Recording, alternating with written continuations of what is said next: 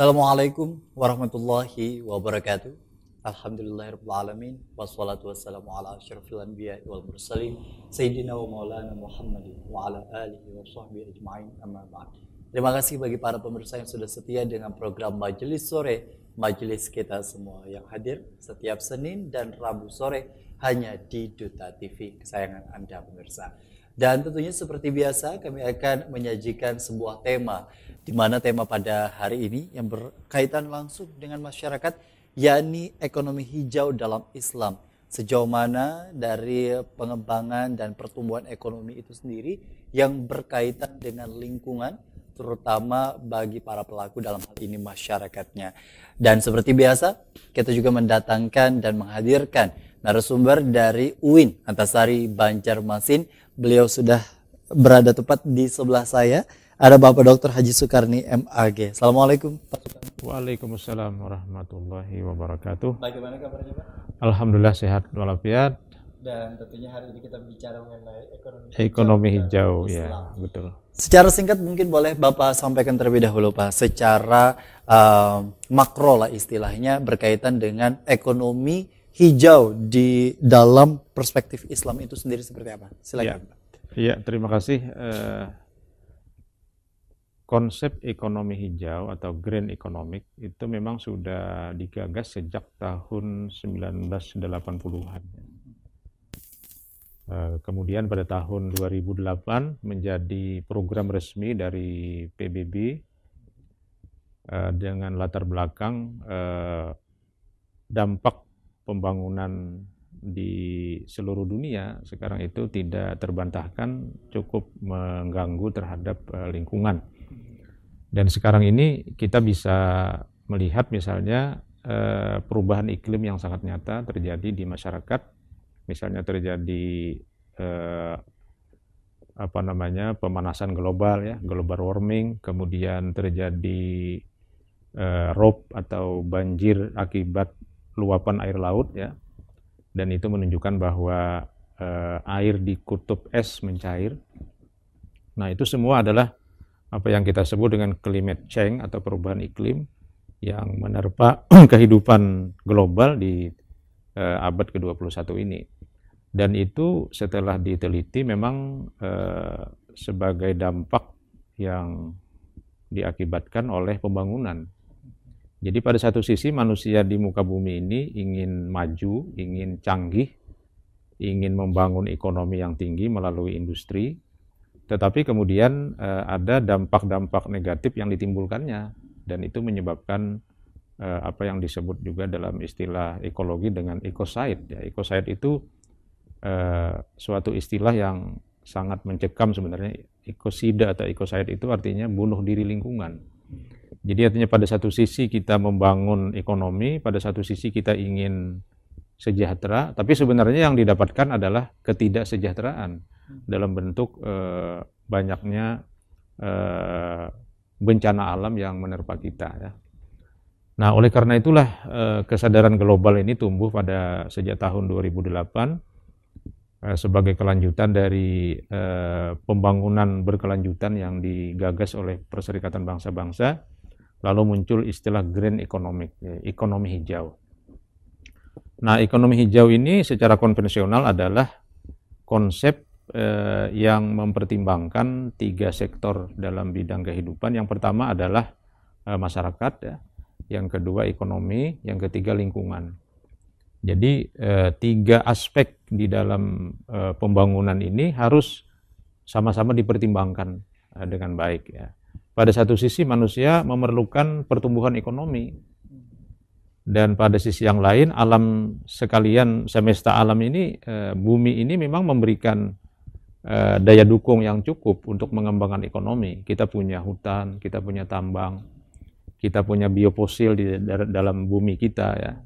Kita punya ikan yang sangat banyak di lautan. Artinya semua itu kalau dieksploitasi dengan baik ya, itu akan meningkatkan kesejahteraan ekonomi. Maka tingkat perkembangan ekonomi dunia terus naik berkat dari kemampuan manusia untuk mengelola sumber-sumber daya alam ini dengan baik. Nah, akan tetapi aspek ketiga dalam hal ini adalah lingkungan. Ini yang tadi saya sebut di awal, kadang-kadang terabaikan. Jadi kalau orang ditanya, apakah Anda meningkatkan ekonomi dengan cara mengeksploitasi hutan, atau Anda membiarkan ekonomi masyarakat tetap berada stagnan atau bahkan turun dengan membiarkan hutan tidak dieksploitasi? Itu mungkin jawabannya dari beberapa kalangan itu akan memilih yang pertama. Jadi ekonomi naik, tapi kemudian alam rusak. Nah, itulah yang terjadi sekarang ini, dan itu menjadi keprihatinan global, sehingga bumi kita ini yang disebut dengan ibu pertiwi, ya. Bumi itu disebut dengan ibu, kan. Ibu itu bagaikan seorang yang mengandung, ya. Jadi dia memelihara, mengandung, kemudian menyapih seorang anak. Dan oleh karena itu dia harus dipelihara. Maka bumi harus dipelihara, dan salah satu konsep globalnya itu adalah green economic. Itu konsep dasarnya seperti itu. Konsep dasarnya seperti itu. Tapi ketika kita bicara mengenai tema kita hari ini, ekonomi hijau di dalam Islam, ya, apa yang kemudian juga menjadi kaitannya atau hubungannya, Pak, berkaitan dengan ekonomi hijau dalam Islam sendiri? Ya. Kita ketahui memang agama Islam ini sendiri ketika dikaitkan dengan berbagai hal tentu akan menjadi sebuah hal yang paling konkret bisa disampaikan dan dijelaskan. Tapi kalau dari sudut ekonomi hijau dalam Islam itu sendiri yang menjadi titik poinnya seperti apa? Ya, kalau kita bicara soal Islam sebagai agama, maka kita akan memulai dari wahyu, kan, ya, dari Al-Quran, dari hadis, dan dari praktek-praktek ulama, dari praktek umat Islam yang berkomitmen untuk melaksanakan ajaran agamanya. Nah, maka kita akan melihat bahwa di dalam Al-Quran begitu banyak ayat yang berbicara tentang tiga hal ini, tentang manusia, masyarakat, ya. Kemudian Islam juga berbicara tentang ekonomi, kemudian Islam juga berbicara tentang lingkungan. Nah, maka dengan melihat tiga aspek ini di dalam Al-Quran, maka muncullah konsep yang disebut dengan green economic in Islam. Jadi ekonomi hijau dalam ajaran Islam, di mana Islam sebagai agama juga memberikan guide, ya, memberikan petunjuk atau pedoman bagaimana kita mengelola hidup ini, ya, antara peningkatan taraf ekonomi masyarakat dengan kelestarian lingkungan. Nah, misalnya salah satu ayat begini misalnya, Zaharal fasadu fil barri wal bahri bima kasabat aydin nas. Telah nampak kerusakan baik di darat maupun di laut, itu adalah akibat dari tangan-tangan manusia. Nah, jadi yang menyebabkan kerusakan itu adalah manusia. Dan kalau kita lihat memang ekologi binatang misalnya, atau apalagi ekologi tumbuh-tumbuhan, itu mereka terus membangun keserasian. Baik. Ya, misalnya alam tumbuh-tumbuhan itu selalu berkontribusi untuk memberikan kemaslahatan dan kemanfaatan bagi kehidupan. Begitu juga binatang. Tapi manusia punya dua karakter. Ada manusia yang membangun kebaikan lingkungan, tapi banyak juga manusia yang kemudian merusak lingkungan. Nah, Al-Quran itu mengingatkan, hai manusia, lingkungan itu rusak akibat dari tanganmu sendiri. Nah, jadi oleh karena itu artinya kalau kita ingin memiliki ekologi yang baik, ya, ingin memiliki alam yang indah, maka manusia yang akan bisa melakukannya, bukan binatang dan bukan yang lain. Begitu juga kalau manusia keliru di dalam memanage hubungannya dengan alam ini, dia akan menjadi korban dari keganasan alam itu sendiri. Kita ketahui juga memang semakin banyak waktu yang kemudian juga hari ini bergulir, kemudian juga banyak juga manusia yang dinyatakan lahir hidup di dunia, bahkan dari data yang ada hitungan manusia di dunia ini sendiri miliaran. Ya. Dengan kondisi yang istilahnya dari awal hingga hari ini bumi hanya itu saja yang kemudian juga menjadi sumber daya alamnya. Sejauh mana itu bisa menjadi istilah warisan untuk kaitannya dengan ekonomi kepada manusia selanjutnya. Nanti kita akan bahas di segmen berikutnya. Tetaplah bersama kami dalam program Majelis Sore, Majelis Kita Semua.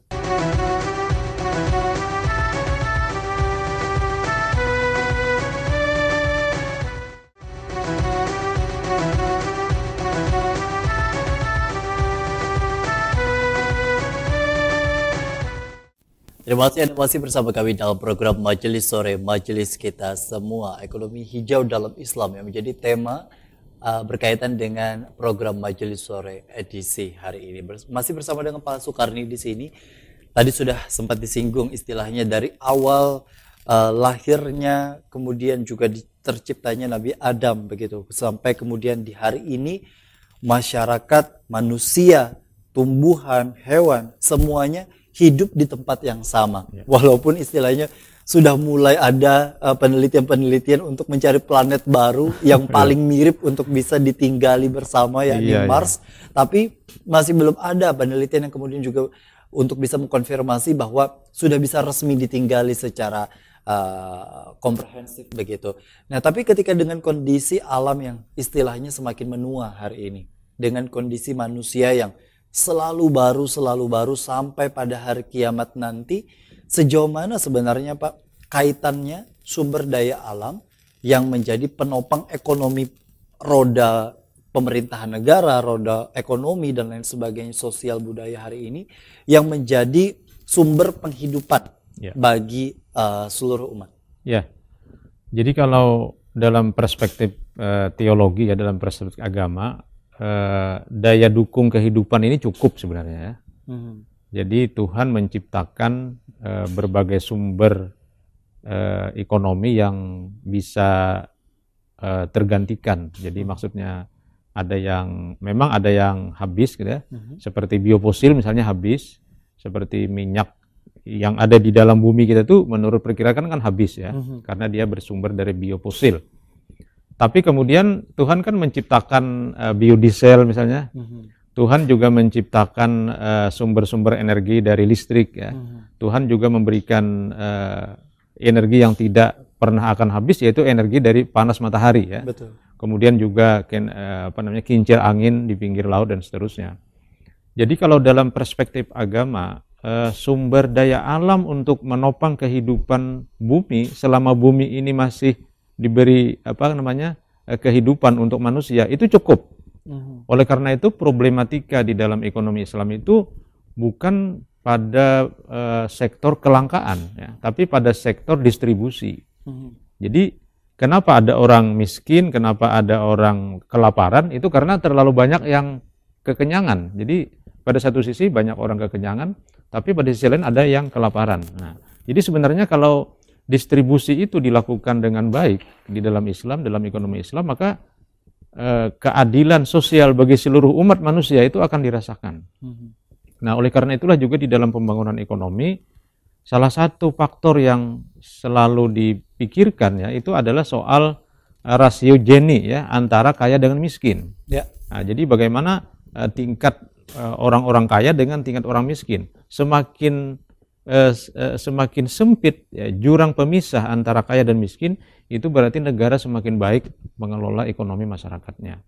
Nah, jadi oleh karena itu memang selama sumber daya alam ini bisa dikelola dengan baik, kita tidak usah khawatir. Artinya hidup ini akan berjalan dengan baik. Nah, tapi persoalannya kan tadi adalah ketika manusia, ketika masyarakat ya mengeksploitasi alam, melakukan produksi baik jasa atau barang tanpa memperhitungkan kondisi alam.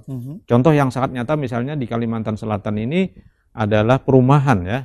Jadi kalau kita lihat misalnya dari Banjarmasin menuju ke hulu sungai, itu perumahan-perumahan tumbuh subur kan ya, di daerah persawahan. Nah, itu bukan hal yang tidak diketahui sebenarnya, bahwa akibat dari limbah rumah tangga, air sabun dan sebagainya, akan terjadi pencemaran. Akan terjadi pencemaran terhadap sawah. Sawah yang ada pencemaran airnya, kemudian ikan-ikan sebagian tidak bisa hidup. Kemudian padi juga tidak bisa subur dengan baik. Nah, ini kan salah siapa ini? Ini kan kesalahan manusia. Manusia mendesain perumahan yang tumbuh di persawahan-persawahan yang menyebabkan kemudian tingkat produksi dari suatu lingkungan persawahan itu akan menurun. Nah, sementara misalnya pembukaan lahan baru untuk pertanian mungkin tidak seimbang dengan hilangnya area persawahan yang ditumbuhi oleh rumah-rumah penduduk. Ya, kita ketahui juga memang di berbagai daerah tadi ya kalau disebutkan adalah perumahan yang kemudian juga Ya, hari ini kian marak karena ya tentu banyaknya manusia, banyaknya keluarga yang hari ini kemudian juga ya, tumbuh di suatu daerah, maka ya, diperlukan juga tempat tinggal betul. sehingga akhirnya lahan-lahan yang diperuntukkan dulunya untuk menanam-nanam tumbuhan Hmm, sekarang akhirnya menjadi tempat permukiman begitu. ya, Tapi ditambah dengan kondisi tempat ekonomi, roda ekonomi berjalan, Pak. hmm, Salah satunya ini pembangunan ruko ya, yang kemudian juga secara garis besar atau istilah prosedur yang kemudian juga dijalankan kan pasti ada izin AMDAL dan lain betul. sebagainya secara mekanismenya. Ya, Tapi fakta yang di lapangan banyak juga yang menjadi betul. penyebab terjadinya banjir kemarin yang Ya, kemudian di awal tahun, kemudian ya. juga hal-hal yang lainnya yang kemudian juga menjadi pemicu indikator berbagai permasalahan terjadi. Iya. Sejauh mana memang manusia itu sendiri mampu merefleksikan, Pak, mengenai apa yang dilakukannya untuk roda ekonomi, tapi ternyata membawa dampak yang buruk setelah dijalankan. Saya kira ada dua hal penting ya dalam soal pertumbuhan ekonomi, pertumbuhan masyarakat, pertumbuhan angka jumlah penduduk ya dikaitkan dengan lingkungan hidup ya. Yang pertama adalah sektor regulasi ya. Dalam hal ini berarti yang pengambil Aturan, kebijakan. iya, ada sektor regulasi. Regulasi ini adalah aturan, ya, aturan. Jadi misalnya ada izin mendirikan bangunan, ada analisis mengenai dampak lingkungan. Nah, kalau kita bicara regulasi di Indonesia ini, saya kira sangat baik, ya. Jadi semua ada aturannya, ya. Nah, tapi pada sektor penegakan regulasi ini, pada sektor kedisiplinan masyarakat, jadi ini lebih kepada orangnya, lebih kepada manusianya, bukan kepada regulasinya. Kalau regulasinya, seingat saya sangat lengkap di Indonesia ini. Orang tidak boleh membangun itu kalau dia tidak mendapatkan izin ini. Orang tidak boleh membangun rokok, tidak boleh membangun pabrik, tidak boleh membangun perumahan, tapi harus ada izin kan dari pihak yang berwenang. Dan dalam izin itu sangat jelas misalnya dicantumkan berbagai hal ya. Nah, termasuk dokumen AMDAL dan seterusnya. Tapi di tingkat pelaksanaannya, nah disinilah masalahnya. Dan ini tidak bisa disalahkan pemerintah misalnya, tidak bisa disalahkan pemerintah saja ya. Tapi ini adalah manusia. Manusia di sini adalah ya tentu pertama pemerintah sebagai kekuasaan eksekutif yang mengatur semuanya ini. Tapi pada sisi lain juga adalah kedisiplinan masyarakat untuk apakah dia merasa bersalah atau tidak ketika dia misalnya melakukan suatu proyek pembangunan atas nama pengembangan ekonomi yang ternyata dampaknya merusak lingkungannya. Misalnya di Banjarmasin itu kita lihat banyak sekali sungai yang tertutup misalnya kan. Nah, ini saya kira pasti bertentangan dengan IMB, pasti bertentangan dengan AMDAL. Tapi kok kenapa masih bisa faktanya masih ada ya? Ya itu kan bukan saja gambarannya lemahnya mental masyarakat yang menjadi pemilik dari bangunan itu, tapi juga itu menggambarkan mungkin lemahnya pengawasan, lemahnya penegakan aturan. Jadi bukan regulasinya. Artinya secara regulasi memang sudah dinyatakan begitu ketat, begitu dan lengkap. Ya. Tapi ternyata memang secara pengawasan, monitoring yang dilakukan ini perlu adanya hal yang lebih ditingkatkan dan ekstra. Ketika kita bicara mengenai proses ekonomi, terutama di dalam sebuah negara, daerah, kota, kabupaten, kemudian juga desa-desa, ini juga berkaitan, terutama di Indonesia, Pak. Tadi sempat disebutkan adalah hal-hal yang sudah dinyatakan punah dan lain sebagainya. Tapi yang terjadi di masyarakat kan yang masih marak hari ini, terutama dengan kasus mafia minyak goreng kemarin yang kemudian juga muncul. Nah, minyak goreng, kemudian juga sawit dan lain sebagainya. Ini kan juga memberikan dampak tersendiri kepada negara. Walaupun memang secara ekonomi ini menyumbang besar, terutama terhadap pemasukan devisa. Tapi sejauh mana ini kondisinya, Pak, dengan masyarakat yang belum paham sebenarnya dan belum sadar akan kondisi seperti itu, tapi mau tidak mau ikut terdampak karena berada di sekitaran lokasi perusahaan. Ya, saya kira masyarakat memang tidak semuanya sadar ya bahwa apa yang mereka lakukan, apa yang mereka kerjakan itu secara langsung akan berdampak terhadap lingkungan dan lingkungan itu kemudian akan berdampak kepada dirinya. Jadi Ya. artinya dia melakukan suatu aktivitas yang sebenarnya adalah merusak dirinya sendiri. Itu tidak semua orang sadar memang, ya. Nah, oleh karena itu ketika terjadi musibah, nah mungkin baru literasi bencana itu akan dipahami dengan baik oleh masyarakat, ya. Nah, misalnya kita kemarin banjir di awal tahun, ya, Betul. tahun 2021 kan, ya. Setelah itu kan orang baru berpikir, oh kalau begitu jangan-jangan ini gorong-gorong yang ada di depan rumah saya yang mempet gitu kan, ya. Dan ternyata kan itu benar, ya. Jadi misalnya di sepanjang Jalan Ayani dari Gambut misalnya sampai kira-kira ke kilometer 1, itu setelah diperiksa ternyata begitu banyak sumbatan-sumbatan yang, ya saya kira sumbatan itu diakibatkan oleh kesalahan kita. Bahkan ada satu sungai di Banjarmasin di wilayah Veteran itu yang justru di atasnya itu berdiri bangunan pemerintah. Nah ini kan sesuatu yang agak aneh kan, ya. Berarti pada waktu dulu, ya, bahwa di situ ada sungai kemudian didirikan sebuah bangunan milik pemerintah. Berarti ya pemerintah sendiri mungkin tidak, atau katakanlah agak abai dalam persoalan-persoalan seperti ini.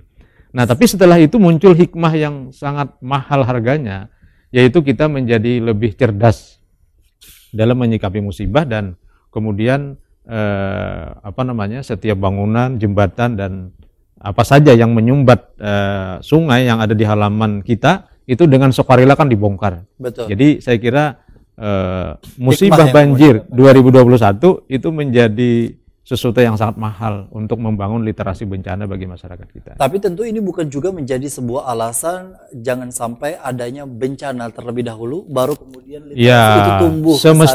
Semestinya begitu semestinya. Baik. Tapi faktanya sebaliknya. Baik, nah ini yang menarik. Sejauh mana misalnya peranan dari pemerintah, kemudian juga perusahaan atau korporasi dalam hal ini swasta maupun juga negeri dan masyarakat yang ada terlibat di dalamnya.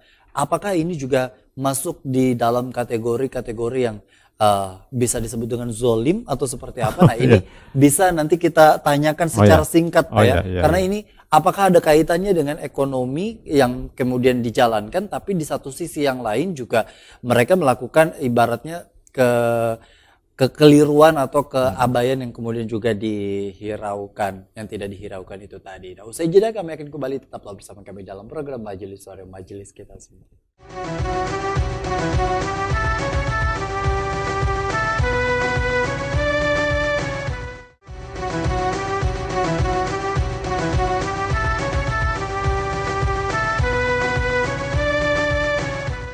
Terima kasih Anda masih bersama kami dalam program Majelis Sore Majelis kita semua, berbicara mengenai lingkungan, ekonomi, dan juga manusia. Tentu ini sebuah hal yang berkaitan aspeknya, tadi sudah disampaikan oleh Pak Sukarni. Dan ini memang secara umum di dalam agama Islam pun, terutama di Al-Quran begitu banyak, Pak, ya, menyinggung akan tiga aspek ini ya. Tentu menjadi gambaran di mana tadi ekonomi hijau dalam Islam ini dicetuskan begitu. Nah, dengan kondisi seperti ini, Pak, artinya sejauh mana perspektif Islam memandang bagi mereka yang istilahnya menggeluti dunia ekonomi yang istilahnya mengandalkan sumber daya alam, tapi melibatkan banyak orang dan memberikan dampak yang buruk setelah dari beberapa waktu kemudian.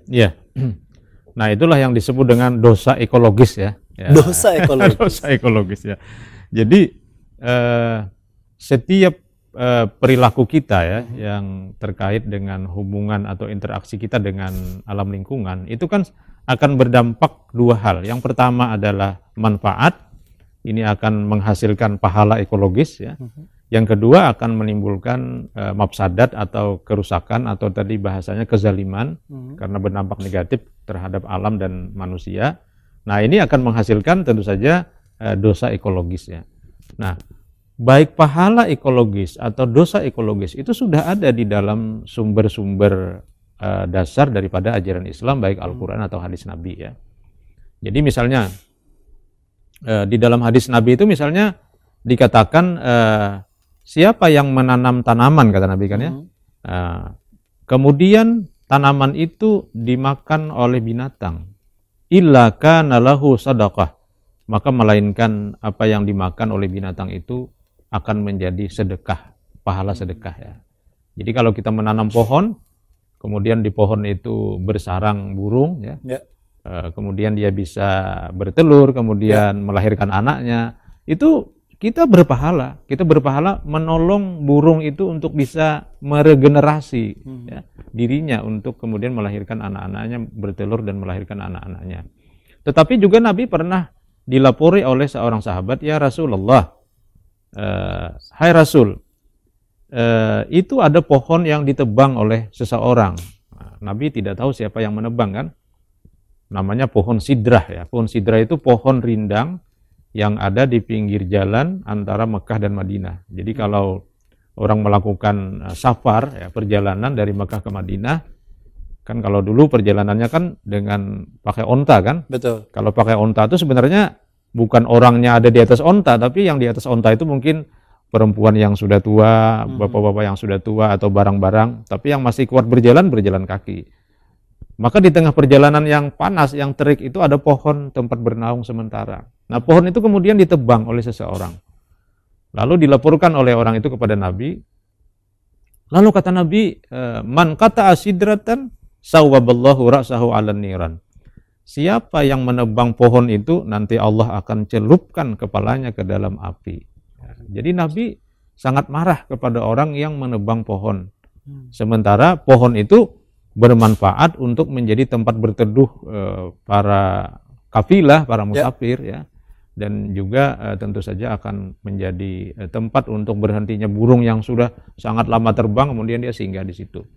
Nah, artinya jadi, dengan kondisi seperti itu memang sudah jelas begitu ya, Al-Quran dan hadis menjawab tantangan yang dihadapi hari ini begitu. Betul. Nah, cuma persoalannya kan tidak semua orang mungkin memahami konsep tentang kaitan antara Islam dan lingkungan ini. PBB sampai kemudian menghasilkan sebuah konsep yang disebut dengan green economic kan, ekonomi hijau. Nah, jadi oleh karena itu harapan kita adalah masyarakat bisa memahami betul ya bahwa persoalan-persoalan lingkungan hidup itu adalah sesuatu yang inherent atau menjadi bagian yang integral dengan agama Islam. Artinya orang yang secara ritual, secara ibadah saleh ya, kemudian secara ekonomi berkelebihan, membayar zakat, kemudian naik haji misalnya tiap tahun misalnya kan ya. Nah, tapi orang itu harus tetap juga sadar bahwa salah satu kewajibannya adalah membangun lingkungan. Nah, oleh karena itulah di dalam Islam, lingkungan itu, lingkungan yang indah, lingkungan yang rindang, itu dianggap sebagai simbol dari sorga. Nah, sorga itu kan dalam bahasa Arab jannah kan. Jannah itu bahasa kitanya adalah kebun.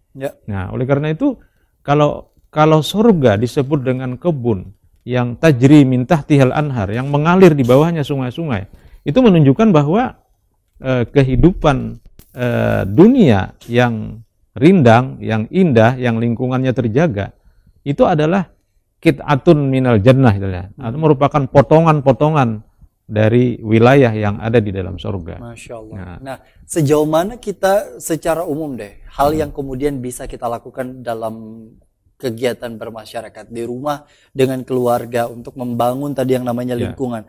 Membangun lingkungan di sini apakah dengan merawatnya, menghindarkan dari berbagai tanaman liar seperti rumput dan lain sebagainya, kemudian menanami akan tanaman-tanaman yang istilahnya indah dipandang mata dan sesuai tentunya juga dengan peruntukannya, atau ada hal lain dari itu semua? Ya, nah ini yang ingin saya jelaskan juga, bahwa di tingkat mikro memang kepedulian kita terhadap konsep ekonomi hijau ini, saya kira minimal misalnya kita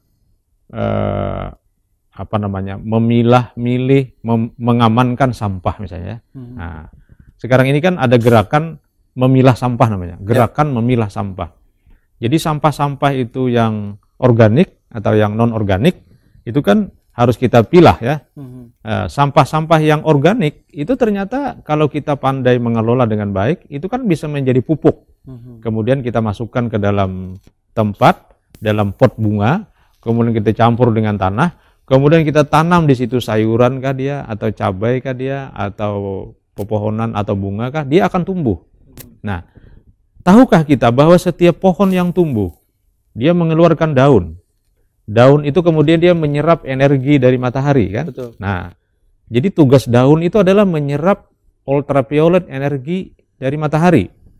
Nah, kemudian daun yang punya energi dari matahari itu kemudian kan menjadi makanan dari makhluk hidup yang lain. Termasuk kita kan, kita ini kan setiap hari makan daun, makan sayur kan? Ya. Sayur itu kan daun sebenarnya. Betul. Kan?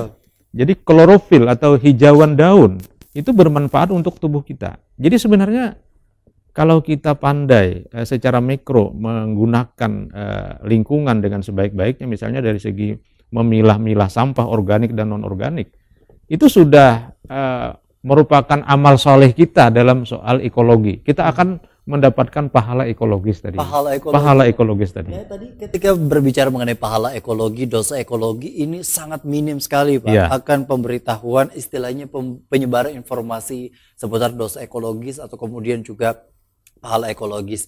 Yang paling banyak hari ini dipahami oleh masyarakat, jangan buang sampah sembarangan. Oh ya. Nah, iya. Ini sendiri kan implementasinya hanya sebatas ucapan, Iya. namun istilahnya dilakukan ini masih setengah-setengah. Iya. Dengan produksi sampah yang begitu melimpah setiap Betul. harinya, bahkan di Kota Banjarmasin saja ratusan ton setiap Betul. harinya. Sejauh mana itu bisa Iya. efektif, Pak? Kalimat jangan buang sampah sembarangan itu sebenarnya masih merupakan kalimat yang belum bijak sebenarnya ya. Karena itu berarti kan kita boleh membuang sampah tapi tidak sembarangan. Nah, sekarang yang diharapkan oleh orang-orang yang bergerak di bidang soal sampah ini adalah pilahlah sampah ya. Mana sampah yang organik itu bisa dimanfaatkan Ya. untuk kalangan sendiri, dibikin pupuk dan sebagainya, tapi yang non organik itu ternyata kan bisa dijual atau bisa disedekahkan Ya. kepada para pemulung, karena pemulung nanti siap akan mengambil yang non organik, plastik dan sebagainya, kertas dan sebagainya, itu nanti akan dia kumpulkan dan dia jual. Jadi sebenarnya dengan sampah ini akan menghasilkan Ekonomi. pahala ekologis dan juga akan menghasilkan ekonomi sebenarnya. Maka sekarang ini ada istilah bank sampah kan? Nah, itu ada bank sampah sekarang. Bank sampah di situ kemudian juga bisa dimaksimalkan pemirsa ya. Jadi mungkin bagi para pemirsa dengan kondisi di mana memilah-milah sampah, kardus-kardus yang tidak terpakai, kertas-kertas yang kemudian juga hari ini ada di rumah, ketika misal lagi beberes rumah, itu bisa dilakukan pengumpulan, siapa tahu bisa ditukarkan di bank sampah, nanti akan ditukarkan dengan sejumlah uang begitu. Iya. Karena ini kan bank itu kan uang. Iya, ada uang. betul, dengan uang tunai Ada uangnya. pemirsa yang nanti akan didepositkan, bisa diambil juga secara cash ketika sudah Betul. terkumpul dengan Iya, baik. Nah, ini yang perlu dipahami oleh masyarakat. Nah, jadi kita akan kembali dengan segmen terakhir. Tetaplah bersama kami dalam program Majelis Sore Majelis kita semua.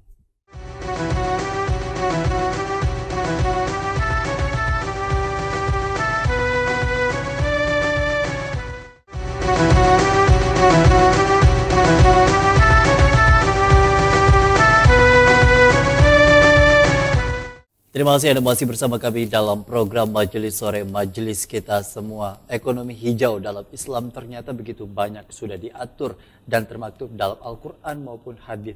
Tadi sampai disebutkan bahwa Rasulullah SAW pun juga mengecam Pak ya, dengan kondisi di mana orang yang tidak menjaga lingkungan, apalagi tadi dengan kasus di mana menebang pohon dengan tujuan memberikan kebermanfaatan pohon tersebut, namun ditebang dengan begitu saja di tengah kebakaran hutan dan lahan yang masih masif begitu. Menebang saja bagi Rasulullah itu dicelupkan kepalanya ke dalam api neraka. Betul. Bagaimana dengan yang membakar? Ini kan sudah diatur sebenarnya oleh negara secara pidana. Tapi untuk bisa menambah Pak, untuk bisa menambah ilmu juga dan kemudian juga mengintegrasikan antara ilmu agama dan pemahaman kita untuk bisa menumbuhkan kesadaran tentang arti pentingnya lingkungan, sejauh mana kita memahami membuka lahan dengan cara membakar itu. Ya, jadi kasus pohon sidrah yang ditebang oleh seseorang pada zaman Nabi itu kan sebatang pohon besar di tengah padang pasir ya. Tidak ada pohon lain kan, hanya satu-satunya pohon ya. Kalau di tempat kita kan pohonnya kebanyakan ya. Ya. Nah, tentu dalam hal ini pertimbangannya adalah kemaslahatan dan kemudaratannya. Oke. Jadi dengan dalil itu bukan berarti kita tidak boleh menebang sama sekali menebang pohon. Bukan. Ini persoalannya adalah persoalan manfaat dan mudarat. Dan inilah sebenarnya core atau inti ajaran Islam terkait dengan soal-soal lingkungan hidup ya. Yaitu di situ ada manfaat, ada mudarat. Oleh karena itu, eksploitasi terhadap hutan di Indonesia regulasinya kan dibolehkan. Oleh karena itu kan ada HPH, hak pengusahaan hutan. Tetapinya dia wajib melakukan reboisasi. Ya. Nah, jadi soalnya di sini, masalahnya di sini. Masalahnya itu adalah ketika hutan ditebang, reboisasinya tidak dilaksanakan. Nah, ini yang tidak boleh. Nah, oleh karena itu saya kira aturan di tanah air kita itu sudah bagus sebenarnya di tingkat regulasinya ya. Tapi di tingkat pelaksanaannya, implementasinya yang harus tetap dikontrol ya. Nah, oleh karena itu setiap pengusahaan hutan, setiap upaya untuk memanfaatkan hutan itu harus melalui pertimbangan manfaat dan mudarat. Nah, jadi inilah dua kata kunci ini, manfaat, mudarat. Siapa yang bisa merumuskan sejauh mana manfaat yang dihasilkan dari sebuah pengusahaan hutan? Ya. Ini ada tim ahlinya, ya. Kalau dalam struktur negara kita mungkin dinas kehutanan, misalnya kan ya, betul. Dinas perindustrian mungkin ya, dinas lingkungan hidup, ya. Kemudian badan perencanaan wilayah, misalnya kan, perencanaan daerah. Jadi orang-orang ini menjadi bagian yang sangat bertanggung jawab terhadap bagaimana kemungkinan ke depan dampak yang ditimbulkan dari sebuah eksploitasi terhadap hutan. Nah, terkait dengan soal pembakaran dan sebagainya, kalau pembakaran ini lebih kepada polusi sebenarnya, lebih kepada polusi udara, dampak setelahnya ya. Memang membakar hutan itu merupakan salah satu kearifan masyarakat pegunungan, karena dengan dibakar itu kan cepat selesainya kan, ya, bersihnya kan cepat ya. Walaupun dampak yang ditimbulkannya itu berupa asap yang naik ke awan kan, ke angkasa, dan itu menyebabkan kalau terlalu banyak nanti akan menjadi bumerang bagi industri penerbangan ya, industri pesawat terbang dan sebagainya. Industri penerbangan maksudnya, perusahaan transportasi penerbangan, bahkan kan kita pernah dianggap mengekspor asap kan ke negara tetangga kan tahun berapa itu ya. Nah, itu kan salah satu dampak dari kebakaran hutan. Nah, artinya mudaratnya di sini pada aspek ekologi berada pada wilayah asap ya. Pada soal-soal asap yang itu tentu saja juga menjadi sesuatu yang kontra dengan kehendak daripada ajaran Islam berkenaan dengan soal-soal lingkungan. Oke, terakhir yang ingin saya tanyakan adalah berkaitan dengan sejauh mana masyarakat menumbuhkan dan menciptakan kesadaran akan pentingnya lingkungan, kemudian juga mengkolaborasikannya dengan ekonomi dan serta sesama manusia itu sendiri untuk bisa saling bekerja sama dan kemudian juga menguntungkan tanpa harus ada yang menjadi dampak dalam hal negatif. Ya, saya kira semua komponen bangsa kita ini harus memiliki kesadaran yang sama ya. Dan Perserikatan Bangsa-Bangsa melalui UNDP saya kira sudah juga mengembangkan program ini, bahwa ekonomi silahkan tumbuh setinggi mungkin, tetapi persoalan-persoalan lingkungan hidup tetap harus dijaga ya.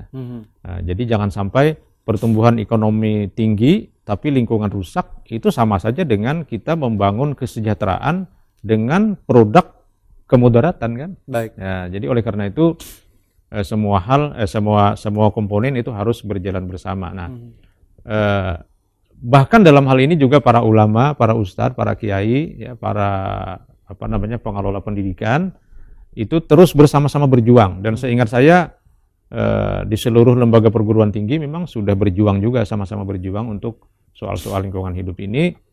Bahkan kalau di sekolah-sekolah yang berada di tingkat dasar, menengah, dan atas itu ada namanya misalnya Adiwiyata kan. Betul. Adiwiyata itu adalah program menyadarkan sekolah tentang pentingnya lingkungan hidup yang indah ya.